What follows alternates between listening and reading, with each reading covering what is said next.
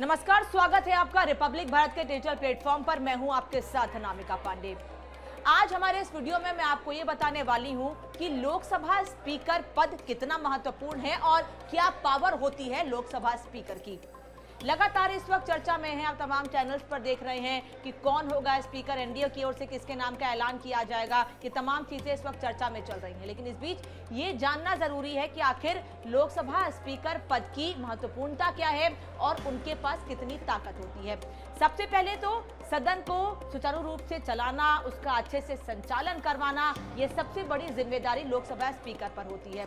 Lok Sabha speaker किसी party के लिए काम नहीं करते हैं, पूरे सदन के लिए काम करते हैं। अगर किसी भी स्थिति में वोटिंग की जरूरत पड़ती है तो लोकसभा स्पीकर वोट नहीं कर सकते हैं, लेकिन हाँ, कुछ विशेष परिस्थितियां होती हैं। अगर दोनों पक्षों की ओर से बराबर वोट पड़ते हैं, उनको जो पक्ष ठीक लगता है, चाहे सत्ता पक्ष या विपक्ष, वो उनके हिसाब से अपने मन के मुताबिक वोट कर सकते हैं।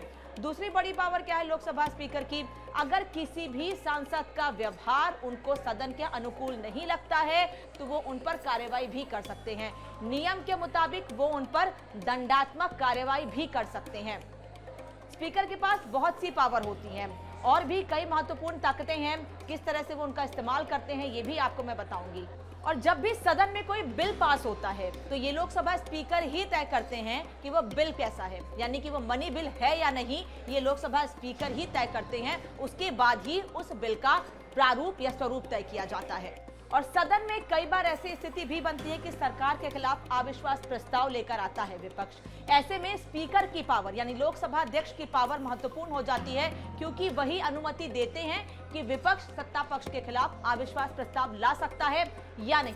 साथ ही स्पीकर ही ये तय करते हैं कि सिटिंग अरेंजमेंट क्या होगा, यानी किस सांसद को कहां पर बैठना है, ये लोकसभा अध्यक्ष ही तय करता है और उसी हिसाब से सिटिंग अरेंजमेंट लोकसभा में तय किया जाता है। साथ ही सदन में जितनी भी समितियां होती हैं वो कैसे काम करेंगी, क्या काम करेंगी, उनका गठन कैसे होगा और उनके गठन को लेकर अनुमति भी, ये तमाम चीजें स्पीकर ही तय करता है। ये महत्वपूर्ण ताकतें स्पीकर की होती हैं। और भी कई पावर हैं स्पीकर के पास, क्योंकि लोकसभा अध्यक्ष हैं, सदन से जुड़े तमाम बड़े फैसले वो लेते हैं। क्योंकि मैंने पहले भी आपको बताया कि वो किसी पार्टी के लिए नहीं बल्कि सदन के लिए काम करते हैं। सत्ता पक्ष विपक्ष जो भी ठीक होता है फैसला लेते हैं और उस पर आगे की रणनीति बनाते हैं। लोकसभा स्पीकर इसके साथ ही सचिवालय को लेकर भी महत्वपूर्ण फैसले ले सकते हैं। यहाँ तक कि संसद के भीतर कोई नया निर्माण या कोई बदलाव भी स्पीकर की अनुमति के बिना, उनकी मर्जी के बिना नहीं हो सकता है। अब आप सोच रहे होंगे कि लोकसभा स्पीकर हैं तो उनकी सैलरी भी ज्यादा होती होगी। ऐसा बिल्कुल नहीं है। जो एक नॉर्मल सांसद की सैलरी होती है वही सैलरी लोकसभा स्पीकर की भी होती है। पावर होने के साथ सैलरी नहीं बढ़ जाती है। हाँ, थोड़े भत्ते जरूर अलग होते हैं, लेकिन अगर अलाउंस की बात की जाए, घर के स्टाफ की बात की जाए, तमाम जो सुविधाएं हैं जो सांसदों को मिलती हैं वैसी ही सुविधा लोकसभा स्पीकर को भी मिलती है। लेकिन हाँ, पावर स्पीकर की ज्यादा होती है। इसीलिए कई बार ये देखा गया है कि सीधे सत्ता पक्ष या विपक्ष कोई भी फैसला स्पीकर यानी लोकसभा अध्यक्ष पर ही छोड़ता है। तो हमने आपको बताया आज की वीडियो में कि लोकसभा स्पीकर अध्यक्ष की क्या पावर होती है, किस तरह से वो काम करते हैं।